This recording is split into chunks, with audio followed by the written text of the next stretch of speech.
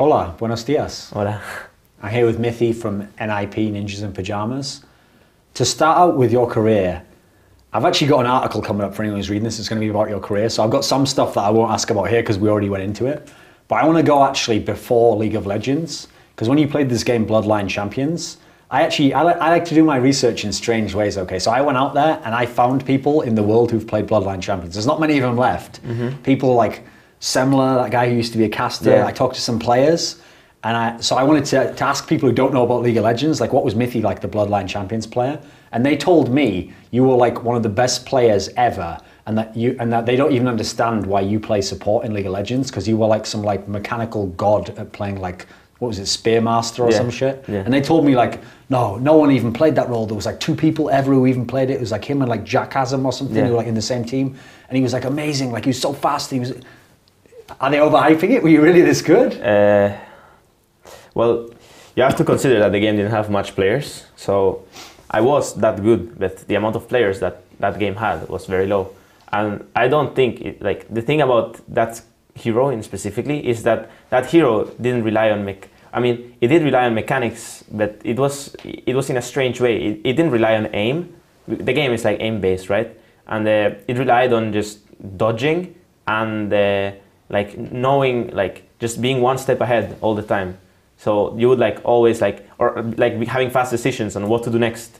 So I was good at that, but I wasn't any god mechanically or something like aim-wise or something. I didn't even have good reflexes, you know, which that champion would ask for good reflexes. But it was just that I wouldn't even like react to what the other guy did, but I would just know what he was about to do. So I was just ready for it, you know. So it wasn't even about reflexes. It was just like I knew, like I had played so many games and I only played this champion, so I just like knew what's next all the time, and I was very comfortable, and I changed my playstyle all the time, because that was one of the champions that the game had different champions that were stagnant, but this champion you could like change your playstyle depending on your comp and what you're against, so that you can't just like get countered if you played right. Well, they told me the reason why almost no one played this champion at the competitive level was that it had like almost no defensive abilities, no like counterplay in that sense. Yeah. And so you had to have like, if you made like one bad mistake, you were just fucked basically. And you had to like constantly be like ahead of the opponent, know exactly where to do and where. So you must have a skill in this area. Do you have, is it like a general skill in games, you think, in that area? I think I have a skill in games since I've been pro in VLC. I was pretty good at WoW, and I'm now semi-pro in League. So I do have a skill in games, but it had nothing to do with this champion specifically or anything like that. But as I said, yeah, the champion, like if you fucked up, it was over, right? So yeah, I was like, I knew what to do next since I had so many games with that champion. So that it was all about that, I think I'm like, if I actually play one champion a lot, I become really good at it. And yeah, I'm just like very confident on that champion. But the thing with League is that you can't just play one champ, so. Yeah. Well, when they described it to me like this, I'm not even joking, these people were like, so when they were like, I don't even understand why he plays support, because they've heard of like support, and I guess maybe they've heard of the old support where like you didn't even get any fucking items, you just had wards and stuff, and so they're thinking to themselves like he should be like a fucking AD carry or mid laner or something. Did you never think of being like a laner? When I first joined League, I asked myself a question. The game was 1.5 years old or something, and when I joined it, I was like, okay, so I want to join the. Can I even say Dota? Yeah. Okay. We're not Riot. Okay, so I wanted to join. I wanted to actually play Dota, since everyone, like BLC was like the skilled game, so I want to go to Dota. Yeah. Once BLC was dying, and I didn't get a beta key back then. So I decided to play League, you know, and I was like, I just asked myself, okay, well, what's the easiest role to go pro at? So I just played support, and back then it was support, right? I think. Right now, maybe it still is support, but I think support has changed into a quite skilled role lately. Not season 1, but season 2 was already quite skilled during the end of season 2. Even if there was only wards, it actually required a lot of skill to play against assassins and to actually make plays with that poor amount of resources you had. I think the role actually took skill, yeah. Well, that's the interesting thing. It reminds me a bit of Jungler when Jungler used to be really low farm as well, because actually the less resources you have to work with, in theory you have to get even more out of them to really stand out from the other guy who's at your position. So when we talk about support during the other seasons before now, so anyone who watches now will see like they can get items, they can actually get quite tanky. How hard was it to play support when like AD carries were really strong in that sort of era? Was it difficult when you started out? I actually didn't even play back then. That's when you just started at the end of that period? Yeah, like season 2 finals, which was when ADs were insane. Yeah. I was just watching, like I never had a pro team back then. I was just watching. I was like, I don't know, 2K Elo or something, and yeah, I just watched the finals and that's it. But I wasn't playing back then. Oh, okay. So the era when you started was when like supports gradually were getting a bit, well, the ADs had been nerfed a bit. Season 3, that's when you started? Wait, let me think. I guess I did. Well, as a pro, I think you said you started. Are we season 3 now? 4. Season 4, yeah, then I started season 3 for sure. I mean, I started playing season 2, but I became a pro in season 3, yeah. Right, okay. Well, since people, tagging on to what I said about Bloodline Champions and the skills you had there, like sort of decision making or intuitively knowing what to do, just react.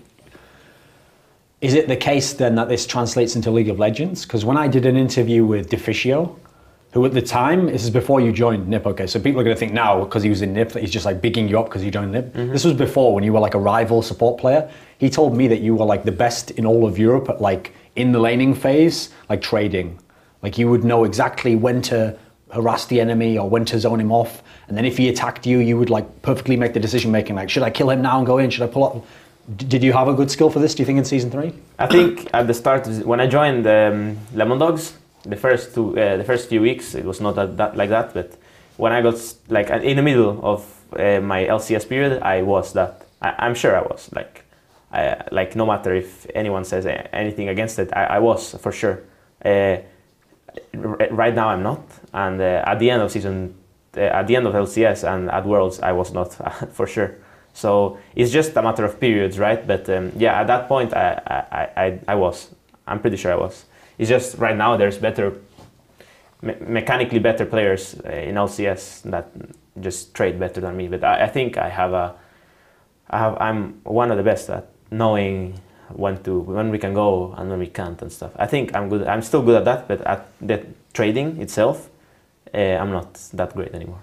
During that period, can you give us a description of like what were you ahead of people on in terms of like philosophy on how to trade or how to play the lane? Did you have like some kind of like set thing in mind, like this is when we go in on them, or how were you ahead in that sense, do you think? I don't know. I just knew, and I traded well. You know, like I didn't fail trade much, so I always came up ahead in trades or went equal. And for the most part, right, you can't always do it. Yeah, obviously. I just like knew when to back out most of the times, and I knew when we can kill. So all around, I was good in lane, right? So and back then supports were not very good. Like season 3, they're like right now, like every support has stepped it up. Every bot lane itself has stepped it up really hard. But back then, it was like no one good, not even us. Usually, when people are on top, they think like. I've noticed a lot of players, they don't really think about like good and bad periods. They think when they're on top, like, oh, I'm just the best. Like, this makes sense. Like, I was supposed to be the best. Yeah, I'm just going to be the best forever and I'll stay here. But then when they drop off, they always have like weird superstitious reasons like, oh, I think I just wasn't practicing enough. Or a lot of them don't like identify like what it was in the game that they were doing really well. And so when you were at this period where you said like, yeah, I did feel like I was like the best in that style of play or whatever, I was the best support even maybe in Europe. What do you think was contributing to that? What was it about like the team or the champions or the meta or how you yourself were playing as a player? What do you think it was that was putting you on the top at the time? Well, the champions helped because they were all poke champions. They were like Sona, Syra, Fiddle back then. So it was easy to trade too. Like right now it's harder. And yeah, it was just that Thresh was also very strong back then. So it was just the champions were good, but it didn't even matter. Like it shouldn't matter the champions, you know, because the thing is, basically what happened was that I had played solo queue and I had gotten challenger and I had played in many teams and I had been playing just this like a few champions. I had like maybe 200 games on Sona or more even, and I had a lot of games on Thresh too, and I had been spamming Fiddle lately, and so I was very confident on the champions I was playing. I was insanely confident on them. So that was just it. I was confident on them, and then I could do whatever I wanted in lane. But it was nothing. It was nothing special, and I was on top of my game back then. And that's it. When you came into that period when you joined Lemon Dogs, just before then, when you were playing in like Hammerding as Colossi and these sorts of teams, did you already feel like your level was high and you just hadn't been in a top team? Was it like for example, if you go into Lemon Dogs and then they're then suddenly top of the league, did you always feel like, oh, I should be better than like whoever the supports are at the time, Nif, N-Rated, all these, Edward wasn't there at the time, but you know, the people who before were the top supports? Did it make sense?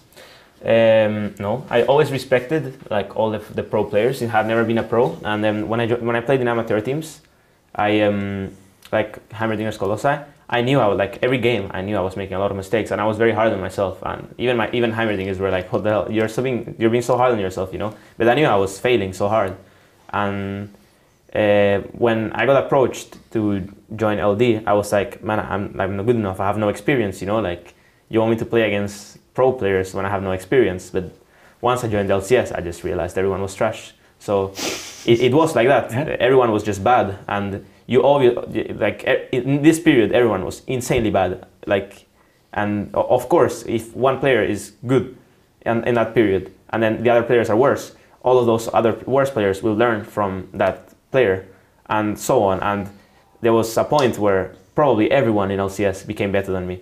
So it's not to sound cocky or anything, it's just how the game works, right? And if right now some challenger player that is a god at support goes into a good team and everyone starts playing against that guy, he will, like, everyone will get as good as him, or at least close to as good as him, right? Or even better. You never know, but you always learn from other people. It's so hard to learn on your own. And you can tell that by looking at Yellowstar. He was a very good player, and then he joined support. He was insanely bad. Like, I used to laugh at him in every scrim we played, and now he's probably twice as good as me. I don't know, but he's really good, and he just learned from other people and then started learning on his own. It's just a matter of taking the game serious and learning as much as you can. So when you describe that period where everyone was trash, are you only thinking of Europe there? Like, in terms of support, was Europe behind like other regions? Well, was Korea doing something different? What do you think? I can't tell. I only watch streams, so it's hard to tell specifically. Okay. But in Europe, there was no one like playing anything. Like, I don't know. It was just so passive and boring, and I don't know. The players were just bad. Like, I don't know. I'm trying to figure out, but everyone we played against, I remember like the only bot lane that was decent were Candy Panda and Nif, and the Fisher and Freeze. Okay. And the Fisher and Freeze played without a brain, and they were like they were playing so dumb. Like, they just pushed all the time, and then they are like, oh, so we pushed, so we have more minions, so we can trade, hehehe. But you just farm on their tower, and then they're not doing anything, and they're putting themselves in danger when you're like, okay, fine, because they wanted to get level 2 faster, but they pushed so hard that you just farm your wave on their tower and you get level 2 at the same time anyway. So they were just dumb, but they were good mechanically, right? And Candy Panda and Nif they were just always a good bot lane. They had good games, they had bad games. During the end of, like, it was just, they were not bad at all, right? But I think we were better than them, me and Tabs. But during the end of the last Super Week, right? They were playing Syra Ash and this kind of stuff, and they were just crushing us. I remember, like, they crushed us so hard in scrims all the time. Then we started to figure out what to play and stuff. But yeah, they became maybe better than us even at the end of LCS. So it's just a matter of periods and practice and champions.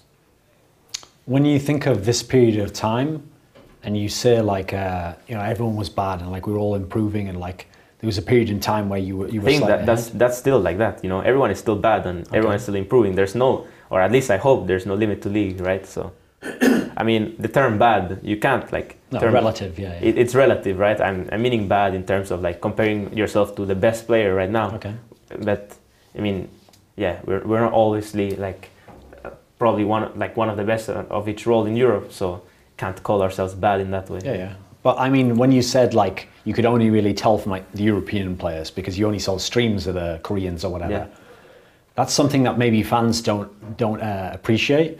Is I've noticed from talking to league pros, most of them don't really believe how good a player is until they've actually like played him either in scrims or like directly. Like I'll give you an example from your team. Okay, in your team, I'm sure people, it can't be any secret that Nuke Duck thinks he's really, really good. Or he did in Lemon Dogs. He thought he was like, listen, I'm in the best team, I'm the best mid, I'm in Europe, I'm the mid, like I'm the best. Yeah. You know, understandable because he was beating all the good mids in Europe.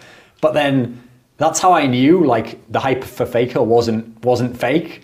When Nuke Duck actually told me like, nah, Faker was better than me. Because I was like, if even Nuke Duck says that after playing him, then there must be something different when you play them. Is it true? Like you can never tell quite how good someone is until you've like felt them in the server? Yeah, for sure. Anything can change, you know, like when we played against, I remember the most fun I've ever had playing bot lane was when we went to Worlds and we scrimmed them Samsung also. Oh, okay. That was the most fun because their bot lane was just trading all the time. They just kept trading, even if it was bad trades for them, good trades, they just traded. They just played all the time, super aggressive and just trade. It was so fun. I think it was the most fun I've ever had bot lane. I think it's different, right, from region to region. Yeah. Well, I mean that bot lane there, Mata and Imp, were obviously like they won OGN like a season and a bit before Worlds. How were they in terms of, you just said you scrimmed them here, how were they when you actually got to play them compared to the people who like you saw win OGN and you probably thought like, oh, they're the best bot lane at the time? Were they as good as they seemed on the stream? Who won bot lane? Who won OGN back then?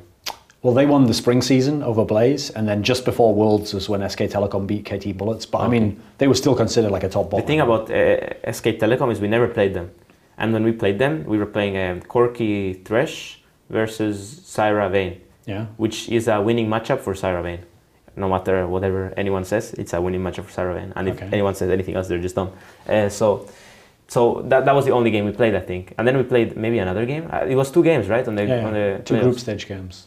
The other game, they might have swapped or we might have swapped. I don't know. But that's the only game I really recall. If the other game, we got stomped so hard that I don't remember. But when you played the Ozone bot lane, were they as good as they'd seemed when you'd seen them on OGN? I think the Ozone bot lane, they picked like losing matchups even.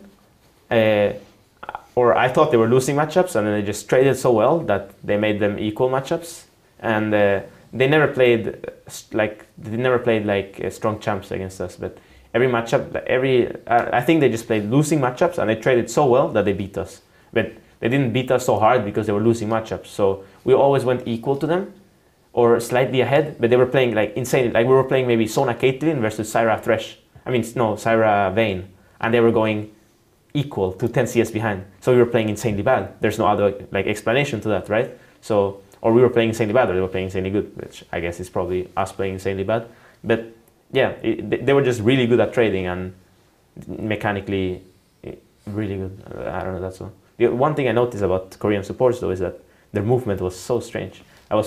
Could probably be due to maybe the skill shots in Korea being, you know, everyone dodges in a different way and everyone skill shots in a different way. So supports in Korea, when I played against them at least, they were so easy to hit.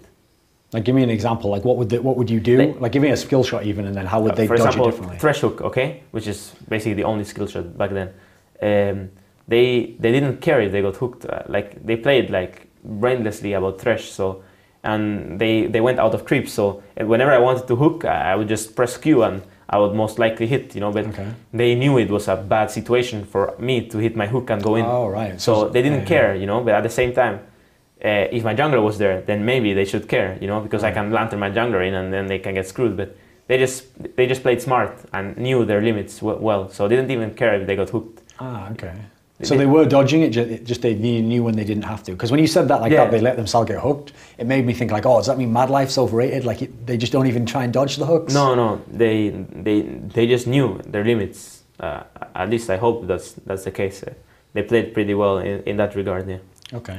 When you played against the Ozone bot lane, so Imp and Mata, there was a period in time where historically people used to say like, oh, Koreans don't have very good AD carries. That was like one of the few roles people said they weren't good at. This is before Piglet, etc. Yeah. And so people used to say Imp was like the one really good one. There was like Imp and Prey were the only ones people said were good.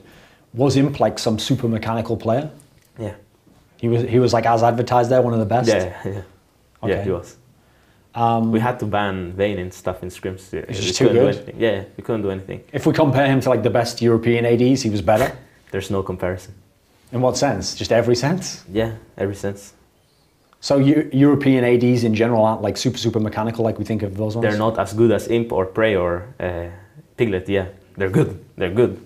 Like, they're very good ADs in Europe, okay, but like, I don't know, Reckless, Freeze is good, Forgiven is good. Like, they're very good ADs, right? But like, it's just disrespect to Piglet and Imp to even try and compare them. Ah, okay. Like, those guys are just really good. So Piglet's like a contentious player to talk about because people either think some people, actually I've seen people for real, not even joking, try and claim that he's like better than Faker. Like he's the real star of SK Telecom. We're all just like distracted by Faker being like flashy and Piglet's like the real star. You got to play against him in official games and you've seen him on all the SK Telecom OGN games. What do you think of Piglet and their bot lane? Piglet is a god. That's in all. What sense? He's a god. He's insanely good. He's godlike. He's so good. It's incredible. And if you hear there's been some videos of their team chats. He even talks too. Like, he's not even like a god robot. He actually talks. He's just insane. But it's not that he's the star. There's no star player in SK Telecom. I mean, if you ask of weakest links, their weakest links are their support and their top layer, which are both insanely good. Okay, there's no weak link, but their jungler is also a star, and people don't realize how hard their jungler carries games. But yeah, like Piglet is just, his mechanics are so good, and he knows his limits so well, and he barely fucks up. He is always at the right place. His positioning is insane. I don't know, like, I can't, like, maybe he has bad games, you know, but overall he's sick. So when we talk about their bot lane, how would you describe what does Pyjamas do for Piglet then? Like every bot lane has like its order of like how they do it and who leads what scenario. What sense do you get of Pyjamas? What do you think he does for the team and for his bot lane? Well, I think he does probably a lot for the team, and I can't tell. And for bot lane, I can't tell either because I have not been there. I have not played against them, so I can't tell. I can tell that Pyjamas is insanely good mechanically, and he knows his limits very well, and he has a very high skill shot percentage, dodges well too.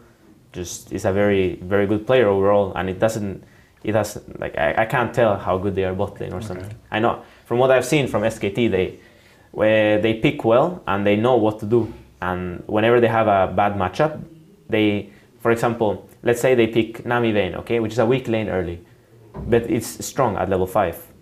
That lane is not bad at level 5 at all and onwards, right? And especially when you get Blade. So what they do is they pick Nami Vayne, okay? One game they pick Nami Vayne, but then they picked a strong 1v1 matchup for mid. And then what they do is they pick a weak dual lane matchup, a strong 1v1 matchup for mid, and then they swap, which means that the mid lane is going to be straight up 1v1 because the jungler has to show in one of the side lanes.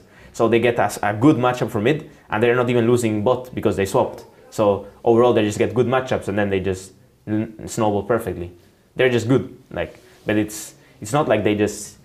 I think Mata and Imp, they're more like, whatever, these guys are bad, we just play this weak matchup against them, we don't care, you know? Yeah. But SKT is just, they just know what to do. If they have a losing matchup, they're like, we just swap and that's it, over. A lot of players, you can see, like, you can really tell which their like 2 or 3 best champions are, because then when they rotate out the meta a bit, then they go down a bit their level. It's not necessarily that they're playing worse. Ever since SKT came on top, I haven't seen Pyjamas like ever drop. It just like stayed like that, no matter what champions were being played. What do you think of his champion pool? I think the thing is, Pyjamas is a great player. That's the main thing. There's some players that, for example, me, who have 1 or 2 champions who have played 200 games on. So if those champions are in the meta, it's quite easy to pick up and you will do good at them, you know, if you actually play them consistently in scrims. But, well, Pyjamas is probably the same thing. I don't know how much SKT scrims, but I'm sure they scrim 8 hours a day or more. So he just practices the champions that are in the meta, and when you see OGN, he had already been practicing those champions for 2 weeks or 1 month, so he's confident on them, right? That's all. But he's a good player too, so he can drop back to all champions he had not practiced for 1 month and still do good on them because he's just a great player.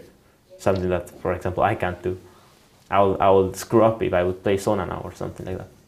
One of the ways people might have forgotten about this, that you got like some unexpected hype, was when you went to Worlds. I follow Loco Doco on Twitter for obvious reasons. He's hilarious.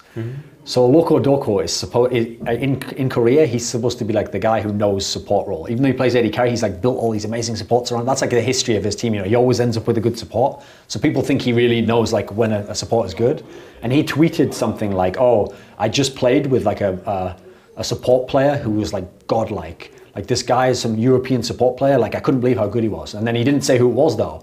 And then like a few days later, after people asking like, "Who are you talking about?" He said like, "Oh, it was the Lemon Dogs bot lane. Like I was playing against Mithy and Tabs. Like, were you really just owning everyone in scrims at Worlds? What was going on?" No, we didn't play against him in scrims.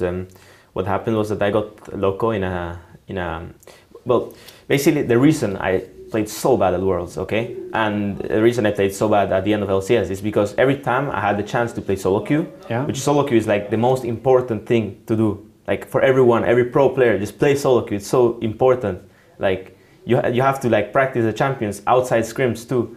And what I was doing in solo queue, I was just playing my champion that I felt was my favorite, which was Blitzcrank. Okay.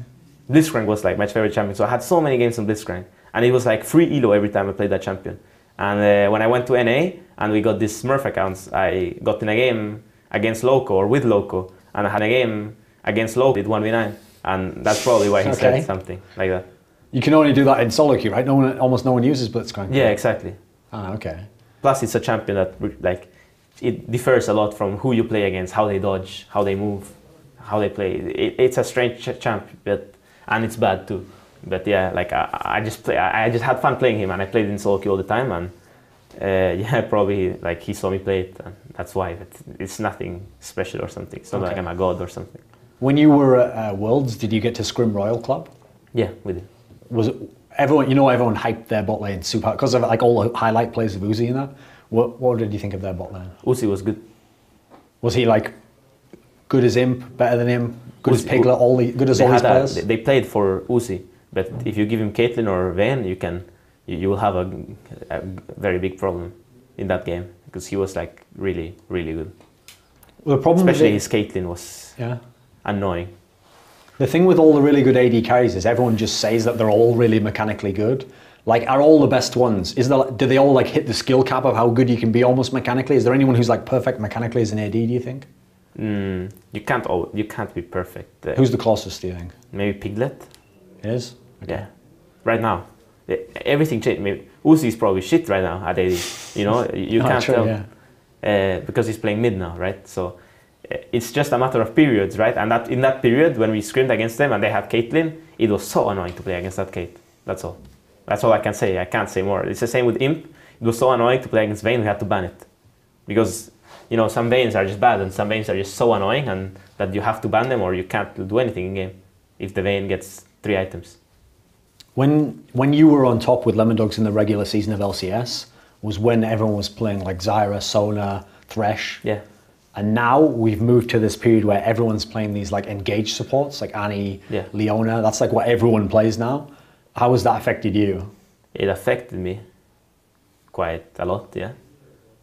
Not only that, but I dropped skill-wise. I dropped off, and other players came back up, right? Like new supports, like Mixa, for example, he's really good skill-wise. So yeah, it affected me, of course, and especially because I wasn't playing solo queue enough. And now that I've been playing solo queue more, even though I've been dropping off a bit lately, but since it's actually bad by me, like we are doing quite well in scrims lately, so I stopped playing so much solo queue and I just play champions that I have fun with, which is bad because I'm not practicing, right? But yeah, it's all about how much you practice them, that's all. Like if you play an engaged champion like Leona and you don't know your limits, you're just gonna go 0-10. What's different about what you need to play that sort of a champion from the ones we described before, the other three? I think every champion is different, but if you have games on those champions, you will do fine. At least that's how I feel. Maybe you need more games on one champion because it's harder. For example, Thresh. If you compare Thresh to Sona, for example, I would probably need 200 more games on Sona than on Thresh than on Sona to be equal level on both. It's just a matter of how hard the champion is and how well you adapt to that playstyle. But yeah. When everyone started picking up Annie, and I remember this was around the time when Edward came back to Europe and they won IEM and he looked really good on it, people were complaining like, oh, it's overpowered, like you can just, you know, has no weaknesses almost, that champion. Like, is there more subtlety to it? Is it harder to play than it looks? Okay, Annie is actually a funny story. After I came from Worlds, I was probably the first one to pick up Annie. Okay. First one to pick up, that's not true. First one to copy it from Tabe, okay? Yeah, obviously, give credit to who deserves it. And when we played in scrims, I remember I was just cheesing everyone. They didn't even know what the champion did and stuff. And especially with the long stun, and me and Freeze were just cheesing and getting first blood in the first 4 minutes of the game. But once you start knowing how the champion works, it's different. Like, the champion is easier to play against now, especially with some like the stun nerf and stuff. But yeah, the start one, especially if you don't have no idea what. I remember playing against Royal at Worlds, right, scrims, and Tabs being like half HP with barrier up, and then Tabe just flashing on his face and one-shotting him alone. And then Tabs is like, what? A nice champ? You know, because you don't know the exact damage he can do. So it's all about that. It's the same when Fiddle became famous, right? Because Pumandu played it, I think, or whoever played it on Korea, and then I copied it and put it in Europe, and it was the exact same thing. Everyone was like, what the hell, nice champ. But then you start to realize, oh, it's so obvious he's gonna ult from this bush, and you're already ready for him. But while before you're like, oh, what the fuck, Fiddle? You know. So it's a matter of getting used to the meta. So actually, I mean, famously at Worlds, like Tabe was the only one who played Annie support. Yeah. So we all just didn't know it, but that was like the hidden OP, and he just like had found the right time. Like, if you go back in time now, we take you in a time machine. Insane. You can play Worlds with just Tabe every time. No, Annie support every time. You'd own them all. They wouldn't know what was coming. Probably, like if we had actually practiced that champ, especially with the masteries back then. If I had. What was different with the masteries in terms of this champion? Every support was going, I think, 0-15-15 or something like that. And if you went 9-21 on Annie, it was on Syra too. It was just so broken. Like it was so OP. But no one knew about it. Yeah, no one knew. And they just crushed everyone because of it. At least that's what I think. And probably if we were playing that, we could have done more. But the reasons we lost Worlds was not even because of losing lane, because when we actually laned, we didn't do bad in lanes. Okay. Especially against OMG, we even won lanes. Okay. But the thing is, at Worlds, I don't know, I hope I was trolling every game because I played like garbage. So and that was most of the reasons we actually lost. If I recall back from where I was at Worlds and where I am now, I think I've improved greatly. And I'm glad for that. It's like a cliched thing to say that if you've only played in one region. So for example, I gave like the Nuke Duck example. I'm sure after the summer season, he'd played every EU mid and he'd done quite well against them. So he thought, well, if I'm good against all these, I'm going to be great against Chinese players. Because he's never played them, you know. But it's like a cliche that once you go to and play another region, the problem is they all have like different styles. And so immediately like you're having to learn to start over. Like if you've never played a Korean guy, like you were saying before, they might dodge differently, they might do something differently. Was it really like that? Like the cliche is true? Or were there similarities between how NA teams played and Chinese teams played? And there was some specific stuff that was different that I managed to pick up, but for the most part the game is the same game.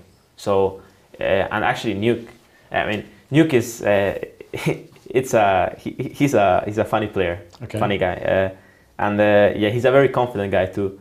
But he said he was like Faker was better than him, but then again he didn't say Reginald was better than him, or he didn't say Cool was better than him. He just said Faker was better than him. Right. But he never like backed down from his statement of holy shit, everyone else is bad. No, but he doesn't say that publicly, right? No. Because the thing is, you have to have that mentality. And maybe fans think it's a bad mentality, right? Like, for example, Reginald was also saying the same thing. And no matter how bad you think that is a bad mentality to say that everyone is bad, it's good because when you play, you're playing confident. You're playing confident on yourself, and you're still respecting your opponent, but you're confident on your own play. So you're gonna play better if you think you're good than if you think the other guy is better than you.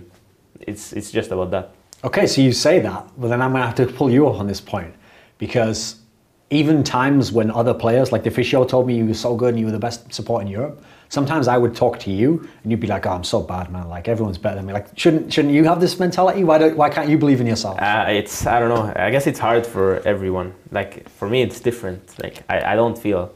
I mean, right now I'm feeling confident on myself, but then at the same time, I don't think I'm the best or anything like that. maybe I should, but it's just me, you know. I can't just change how I am. I wish I could, because it would help me a lot, but right now I don't know. I really can't. So before you were in Lemon Dogs, you got to play with Freeze, and that was the bot lane in Heimerdingers. Then you got to see Freeze play with Deficio, and you described there, that's actually kind of, it reminds me of what Deficio told me in his interview with me. He told me that when he started playing with Freeze, he was thinking like, how are we going to play, like what style? And then he played the first game, and Freeze just like went in and like killed someone. He was like, oh, I guess that's all we do. We just do whatever, yeah, just go aggressive. So it sounds kind of like what you're describing, like they were really aggressive. When you came back to playing with Freeze, did you have an idea of like, had he changed as a player from the player you played with before? Did you need something different? A bit, but he was bad as fuck. After the first time? When I joined NIP, he was insanely bad, and but he was really motivated to learn, and that was all I wanted, you know. And I thought this aggressive style was trash too, so I told him I'm not gonna play like that. And whenever he tried to explain something, I just said no, that's bad. Like we do it like this, and I think right now it's working quite well. But yeah, we had really bad periods, and I guess it's like that with every bot lane, right? You have to make like, I don't know, you have to agree on each other. So at the end, I think it kind of worked out, but at the start it was insanely bad, and that playstyle he had with the Fischl was garbage too. So what is they were good, but it's just a punishable playstyle, and also like just no brain. It's just bad. It's bad. Blah, blah. So what is the difference between Mithy and Freeze now, that bot lane, and Mithy and Tabs last season? How do you compare the two? What's different? More smarter now. No other difference. But the bot lane is played differently now. Before you played with support started with 4 wards, 5 wards. So you knew where the jungler was until 5 minutes or something when your wards dropped off. You could tell his route and when he's gonna go back and when he was gonna do his buff. So you were like, bot lane was straight up 2v2 all the time. You knew, unless you get like lane ganked or some weird special timing, you knew where the jungler was. Right now, you only have 1 trinket ward that lasts 1 minute.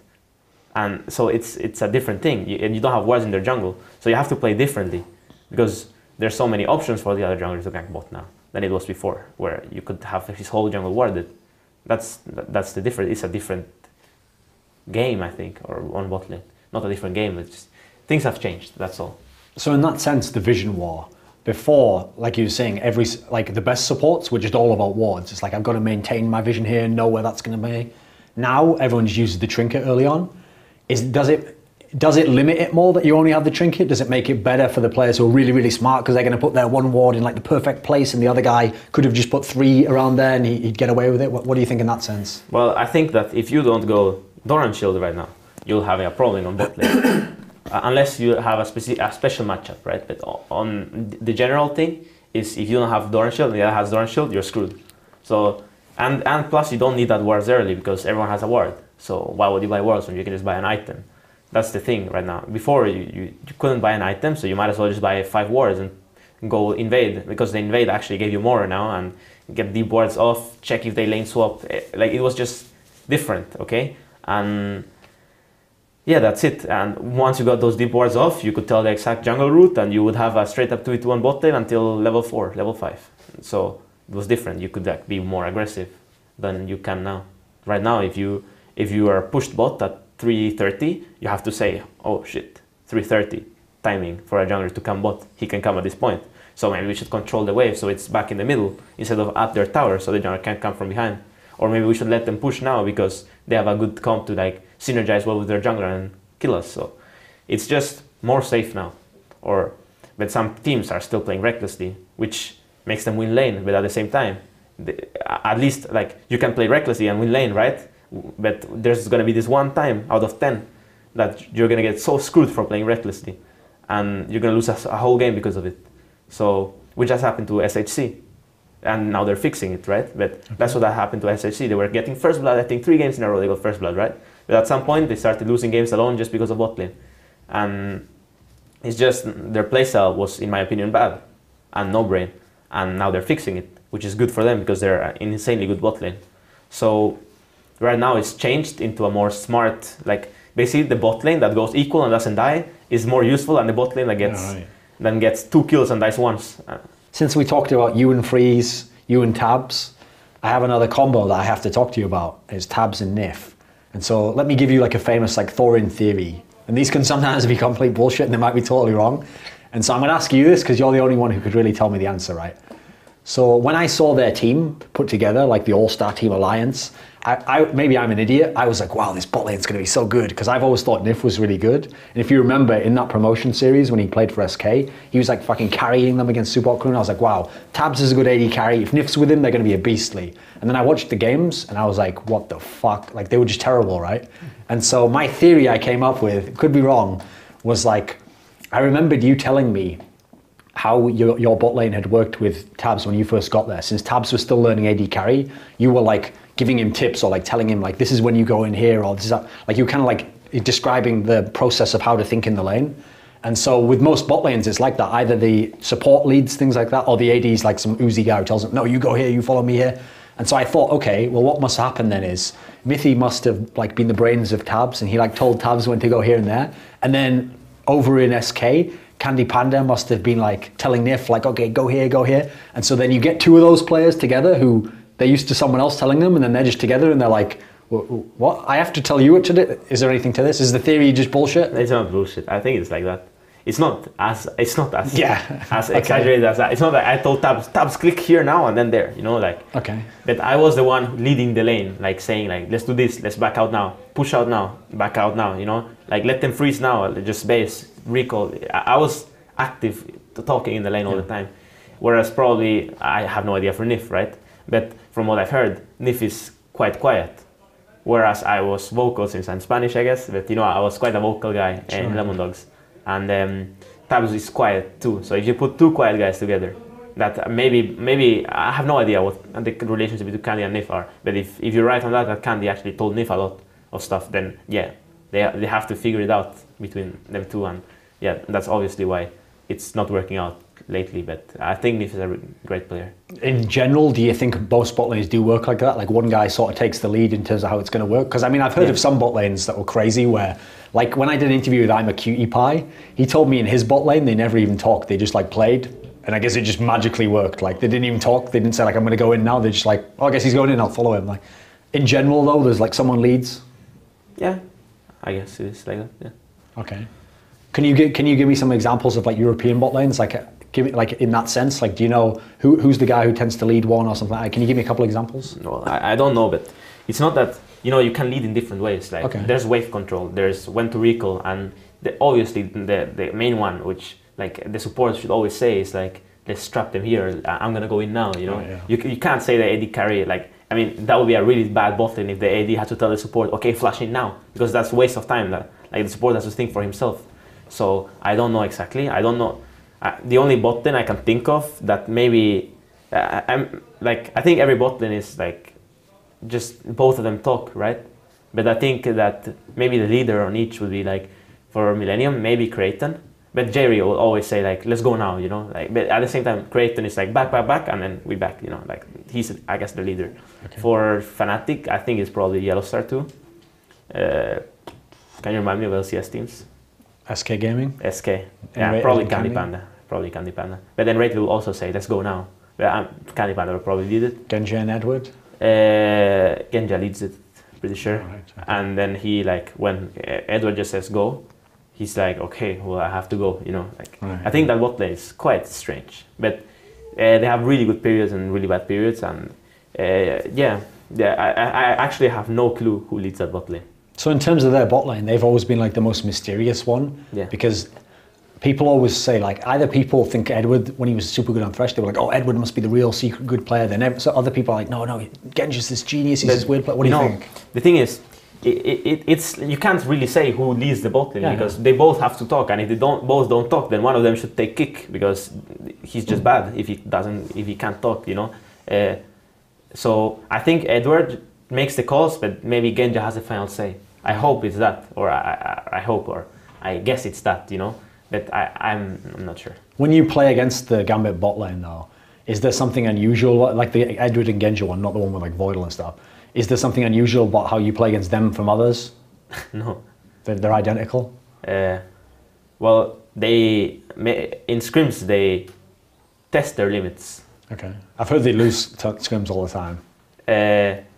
well, so does everyone, right? Everyone loses scrims. So, but I think the Gambit bot lane tests their limits in scrims quite a lot. Yeah.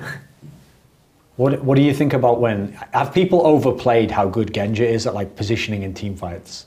Genja has his good periods and his bad periods, and he has his idea of how to play AD carry, and his idea is that he's a support to the team, right? Okay. And he's a marksman, right? And if he doesn't die, he's like, sometimes ADs, for example, they're like, oh, I have 2 items. Oh, I need to get Last Whisper now, so I can carry. But then if you look at it, if you look at your team and how the scoreboard, if you don't die and you don't have Last Whisper, like basically if you don't have an extra item and you just have a GA or a Banshees, okay, and you don't die, your team will do enough damage to win the game. So, but if you die, you might lose the game. So you might as well just buy a Banshees instead of Last Whisper and not lose the game. So that's his thinking, right? And I don't think his thinking is 100% right, because I think he farms too much and other stuff. Like I think ADs that have like 10 CS per 10 CS at 1 minute per, like 10 CS per minute. I think that's a bad AD in my opinion. Like, he's not supposed to farm that much. It's not. Yeah, of course, he's the guy that has to take towers. Who else?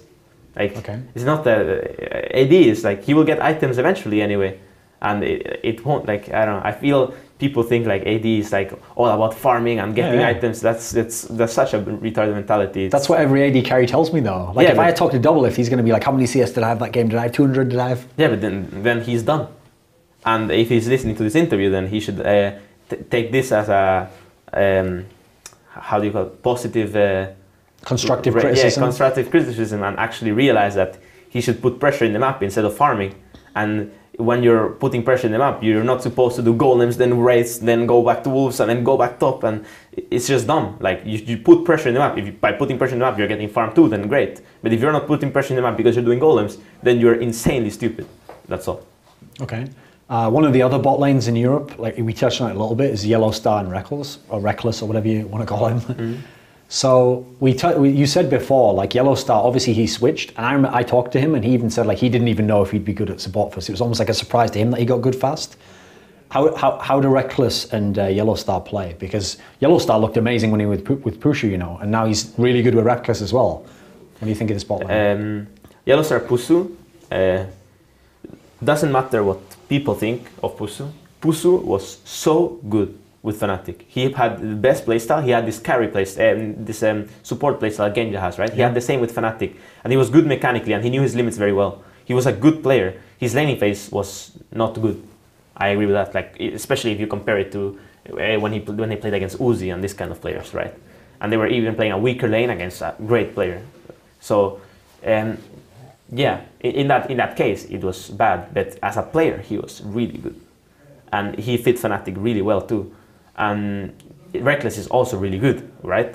And the thing with Yellow Star is that he was really bad at the start, but he learned really fast. So yeah, now he's really good. And the lane between Reckless and Yellow Star is just that Reckless is really good mechanically, and he's actually smart too. The one thing he maybe does too much is farming. As I said before, you know, like the same thing, like maybe you're not putting pressure if you're just farming raise golems all the time. He does something good though, that is like he goes golems a lot in lane and stuff. That's fine if you think you're in a risky situation because the jungler could be bot, then you might as well just go golems, get XP, get gold, and then go back to lane and relieve pressure from your lane, you know, because the jungler is just there like, what the hell, they're not here. But at the same time, it's better to push them out and hit their tower and put pressure, you know, if you see the jungler top, than to go golems and relieve pressure in the lane. So he's really good, both mechanically and really smart. He knows where to be, where to go, and he has a good, like, he knows his limits well, which means like he knows when to duel, when to like back out from assassins or something. So he's a very good player, Reckless. And yeah, that's it. Like, but as I said, every player has a flaw. I have probably millions of flaws, and I feel the most obvious flaw for Reckless is that, again, he overfarms. There used to be this saying, it was mainly NA players who said this, that like, okay, they admit EU has really good mid laners, they'll give us that, okay. But then they were like, the ADs, they're all trash. They even used to say that Genji was trash when M5 was winning everything and he was like 1v2ing people and stuff. Are there AD carries in Europe at a good level now? I mean, you said before they're not as good as like, you know, Prey and Imp and stuff. What's the overall level like now, do you think, at AD carry? I agree with NA in the fact that ADs were worse. But since the addition of Reckless, as I said at the start of the interview, when a player is better than the rest, all of the other players will step up to his level. Okay. And it's the same in step up to his level, be the same everywhere. So now that Reckless joined, Forgiven joined, those two are probably the best two ADs in LCS right now. What's Forgiven so good at? The same thing as before, but he actually doesn't overfarm too much. Okay. So I think he's... So he's better than Creaton, he's better than Gensha? Yeah. For okay. Sure. Most people don't know him that well. Yeah, well, now you can know him now. He is, he might even be better than Reckless. Okay. What's his actual skill level like? What do you mean? Like raw mechanics? Just good at everything. He's mechanically good.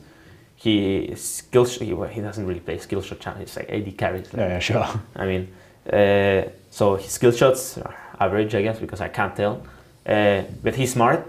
He knows his limits very, very well. His positioning is good.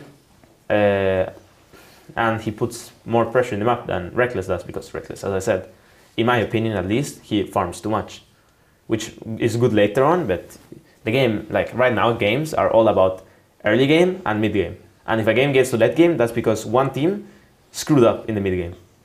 Like the team that was ahead screwed up in the mid game, so there's a late game. That's the only reason. Or both teams went AFK at their towers until 30 minutes. That's the only reason there's late games in this game. So when you have farmed so many golems and stuff, it's good to be in late game. But if you're in the mid game and you're applying way more pressure than the other AD and you're 30 CS behind, it's worth it, because you might even take 2 towers and have another objective for it. So it is worth.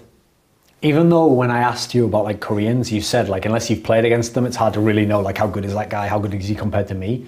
I know you watch OGN, so if I ask you about a few Korean supports, just give me it more like you're like an informed spectator. So you're like a fan like the rest of us watching, but what do you think of these guys? So I'll give you one that people rarely talk about until like this last season was Mafa, the guy for KT Bullets, who's their support player, and he like kind of this season was when he like won some MVP awards and stuff. What do you think of him? I think he's a player that likes playmaking supports, and the thing is, season 3 there was Sona, Thresh, Syra, and Thresh was always banned, so it was Sona, Syra. These kind of supports are not very playmaking, whereas the champions he played lately were Leona, Alistar, and in those champions he was really good. What about? I mean, the obvious one is always Madlife, but I've got a different spin on it now, which is everyone used to just say, oh, Madlife's God, he's best on Thresh, all the hooks, you know, we all heard this story before, but this season, he got a lot of criticism. Like people on Reddit say like, oh, his level dropped off and he's not as good as like Pumandu and Mafa and Mata, and you know, now that people just ban out Blitzcrank and Thresh and never let him play those champions, now he's just not as good if he's not on a playmaker. Is there any truth to this, do you think? He obviously stepped down a bit. But it's not that he stepped down greatly, it's that, as I said before, other supports looked up to him and now they're as good or even better than him. It's the same, it's always going to be like that, and Madlife had his really good period and right now that's not it anymore. And yeah, in terms of him, it's not like he's playing bad, like he's not trolling or something every game and solo losing it, but he can't 1v9, that's all. Yeah. Yeah. So the other guy I had to talk about, because I'm thinking of all the best names that I like. So I like Mata, Madlife, Pumandu, Mafa. The other one that stands out is Lust Boy for Blaze, because unfortunately, since everyone said like Captain Jack wasn't as good in the last seasons, he maybe didn't have a chance to like shine or whatever. But now he plays with this new AD, Emperor. What do you think of Lust Boy? I think Lust Boy really stepped up this game lately. Like this last season, he really stepped it up.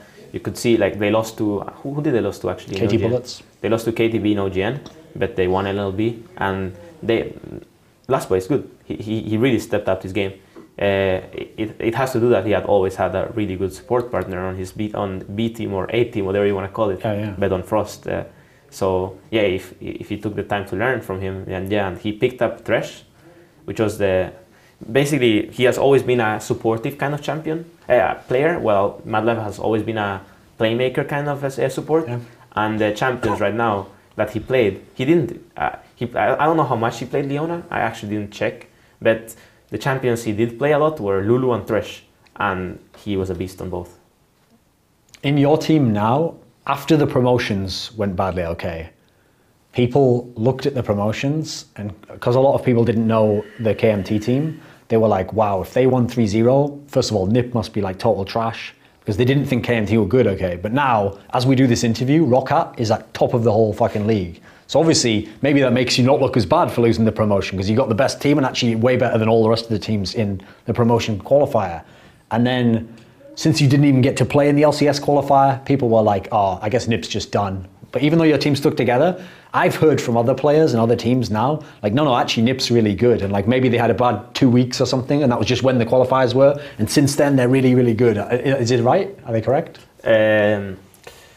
Well, the thing is, if I say something now, it's going to happen the same thing as when Free said 3 overs KMT, you know, because we are about to play Cloud9, right? But I can say that scrims, we only scrim LCS teams, and we have a very good win rate. Very, very good win rate versus every LCS team.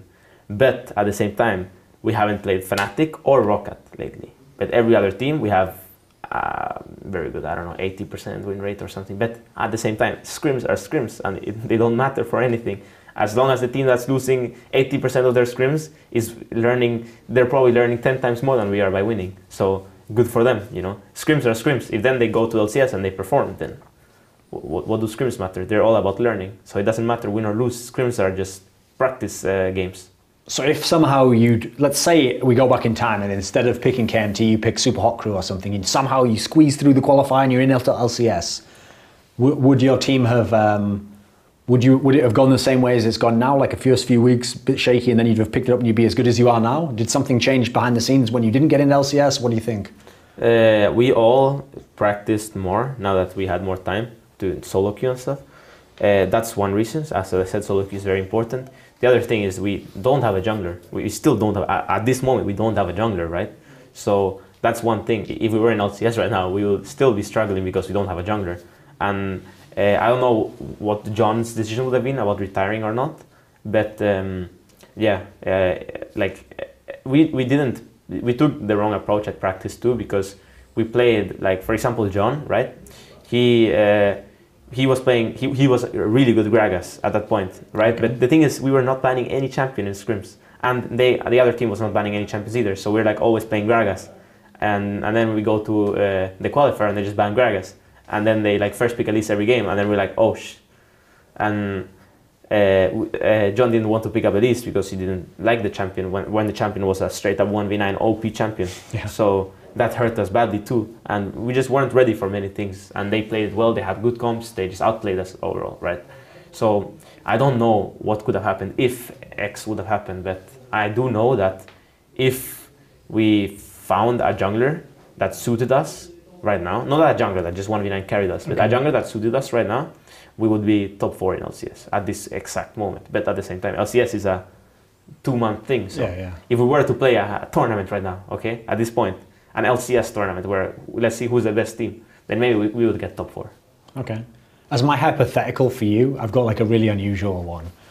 So in Counter-Strike, where I used to follow it for all these years, it was actually extremely rare you ever had a team that had more than one nationality in it. Because first of all, people all want to talk in their native language. Mm-hmm. And so maybe the closest you would come is like a Norwegian guy might join like a Swedish team where maybe they can share a little bit of the language. But otherwise, everyone from Poland played in a Polish team, everyone from Russia played, you know, everyone's stuck apart. So I was always really surprised when League of Legends teams in Europe were like all mixed nationalities, except like maybe a Gambit or something. So if somehow, hypothetically, I made a rule where every team has to only be from one country, okay? But to make it interesting, because there's not that many players from every country, you can have like the best players of all time from your country. So so you have to play in the Spanish team, okay? You're the support, and then you have like whoever you want as the mid. Is there a qualifier? Because they'd probably lose it. Just you have to just pick the best of all time from Spain for each position. And then tell me like how would you do against the other countries? Because I'm figuring like France would probably be pretty good, Russia, Poland, Germany. I mean, if there was a qualifier, we'd probably lose it at this exact point, right? Yeah. They would probably lose some qualifiers. But the team... Like, who are the best of all time from Spain? One for each position. the best of all time. Yeah. Who's the best top laner in terms of successfulness? Well, top laners, I have no idea. But you gotta pick one. Well, I don't know. Samux. Maybe, yeah. I guess in terms of successfulness, he was the one that was in LCS, so yeah. But he's an AD carry now, so. Fair enough, yeah. We're quite screwed on that one, yeah. But say Peke mid, obviously. Pyjamas Support in terms of how successful everyone has been. Okay. I have been just as successful as Babetta, but I guess I went to Worlds, so I'd take the spot there. You beat him, yeah. Motroko AD. He's like the standout guy? Well, standout. As much as he can? Yeah. Okay. And top, I don't know. And as a team, if we had to make that team play, like the SOAS French team and the Candy Panda German team and actually Gambit might be a bit worse because he wouldn't have Edward. They'd have to have some Russian guy. How good would Spain be as a country against others? We wouldn't go through the qualifiers for sure. You wouldn't? Why? No, because we wouldn't. You wouldn't work together well. You wouldn't be an awesome team. Everyone click in. I don't know. Like if we worked, I mean, we can go against Greece. Maybe we can win and stuff, But okay. if we weren't, I'm just being It's not that I'm being negative about my country. I love my country. Okay. Sure. But I'm just being realistic, right? And if you get the Spanish team and go against Denmark, or I actually don't know what the players of France would be, but if I'm thinking Yellow Star, SOAS, I don't know what Moops maybe mid. Yeah, Moops. Okay.